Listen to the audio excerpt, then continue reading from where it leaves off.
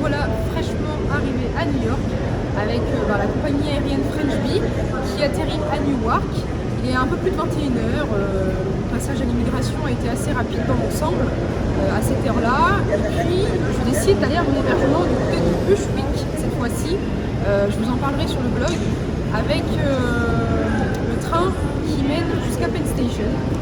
Donc voilà, on y va par la voie, on va dire, ferrée. Alors pour y aller, je vais vous montrer comment faire pour prendre justement le métro, si vous optez pour cette option, qui est clairement la plus économique et pas forcément effectivement la plus pratique si vous voyagez en famille, ce qui peut se comprendre. Pour ceux qui choisissent l'option voie ferrée, je vais vous montrer comment on fait. Là, juste derrière moi, vous avez le distributeur pour acheter vos tickets pour l'AirTrain et aussi pour Penn Station, avec le train qui nous mène là-bas. Attention pour Penn Station, je le dis déjà dans la vidéo, vous avez Penn Station New York, Penn Station Newark, et je vous montre ça tout de suite. Alors c'est bon, je suis sortie de la zone de récupération des bagages. Il faut ensuite prendre la direction ici, AirTrain, pour aller jusqu'à Newark Rail Station. Et ensuite prendre le train qui va nous mener jusqu'à Penn Station à New York. Faites attention parce qu'il y a Penn Station New York et Penn Station Newark.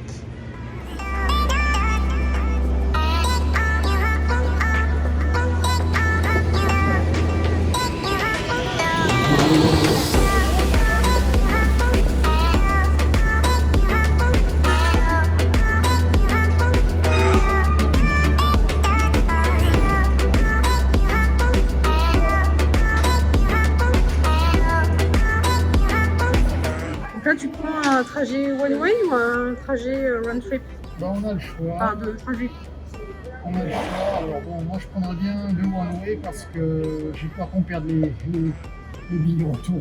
D'accord, ouais, donc on fait les one way. De toute façon, c'est rapide à récupérer après. Oui. On va en prendre deux. Peut-être qu'au retour, on décidera de prendre la navette, on verra. Aussi. On sera un peu plus chargé. Donc 31 $ pour les deux, 15,50 par personne, par trajet simple. Et nous, on va payer en cash.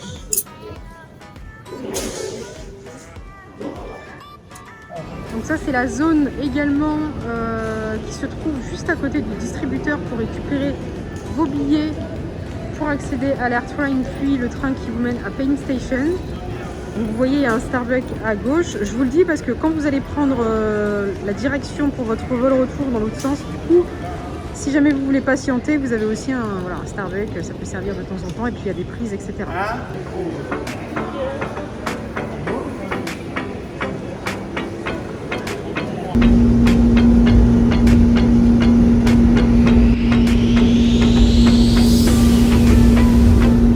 Alors, je viens de sortir enfin de l'AirTrain pour aller rejoindre le train qui va me mener à Penn Station.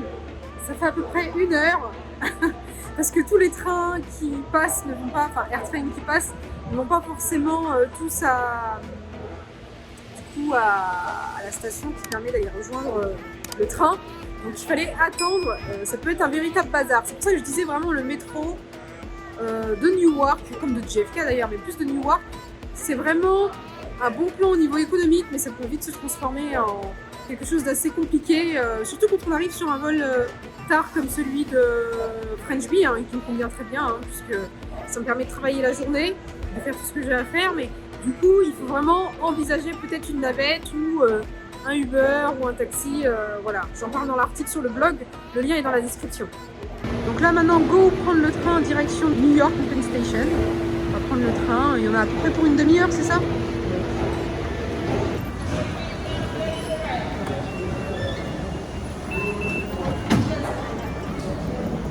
Pour les personnes qui ont un handicap, vous avez la possibilité de prendre l'ascenseur pour descendre directement, rejoindre le train.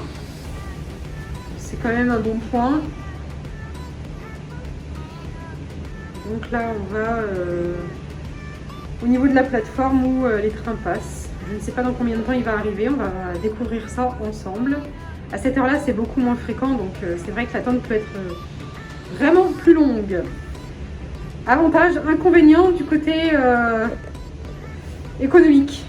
Bon, ça va, on va pas trop attendre. J'ai vu qu'il arrivait à tac tac tac minuit non? Non, il est 11h33. Il est en retard en fait. Il est 11h34, mais on a eu de la chance.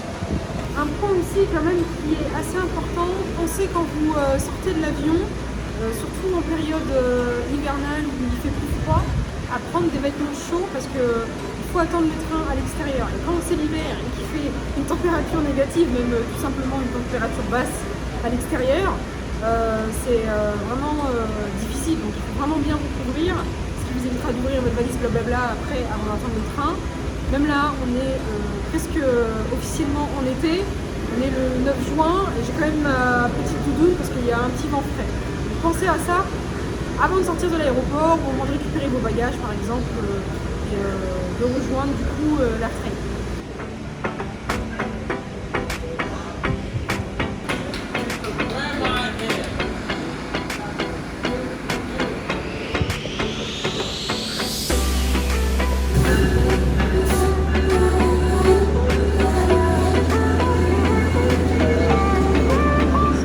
Alors je suis maintenant dans le train, donc on va dire que là je suis dans une version un peu old school. Il n'y a pas beaucoup de monde, mais il y a quand même pas mal de personnes, hein, mais c'est sûr que c'est pas bondé. C'est parti pour du coup 30 minutes, je ne suis pas certaine d'avoir la wifi, je vais vérifier. Et il y a toujours un contrôleur qui passe, donc vous le voyez derrière moi, ayez bien vos tickets pour ne pas avoir d'amende. Il faut le conserver jusqu'à l'arrivée au métro de New York pour ensuite acheter un ticket de métro ou une carte. Donc le contrôleur prend votre ticket et ensuite vous dit d'ailleurs à quelle arrive vous arrêtez et il met ça sur votre siège. Hein. Suite au contrôle. Et si vous êtes 4, vous avez dérangé 2 hein, comme vous pouvez le voir. 1, 2. Mais vous pouvez changer l'orientation du siège en face pour obtenir une rangée de 4. Voilà. Pratique, hein, n'est-ce pas? Voilà, donc on arrive via cette porte une fois monté l'escalier. D'ailleurs, je suis un peu essoufflée avec la valise quand même qui pèse déjà pas mal. Et ensuite, eh ben, on arrive à Penn Station, New York. Et là, on va aller prendre du coup le métro parce que pour nous, direction Brooklyn vers Bushwick.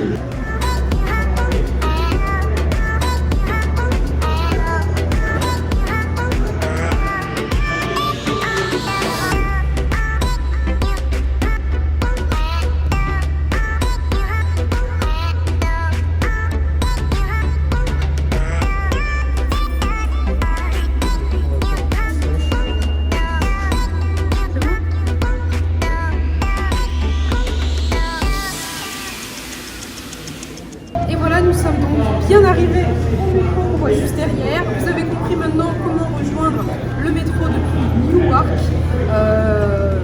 de façon assez simple. Ce que je peux vous dire, c'est comme vous l'avez compris, c'est que c'est un système assez économique, un moyen assez économique. En revanche, effectivement, c'est pas le plus pratique. Et c'est pour ça que je vous invite à regarder l'article qui est en lien dans la description pour avoir les divers moyens de rejoindre votre hébergement, il est assez tard à New York là, donc votre hébergement depuis l'aéroport. Et bien sûr, abonnez-vous à la page pour suivre les prochaines vidéos de We Love New York parce qu'on a hâte de vous retrouver. On est également sur Instagram, plein d'articles sur le blog et puis la newsletter. Je vous dis à très bientôt et merci encore de nous avoir suivis à travers cette vidéo.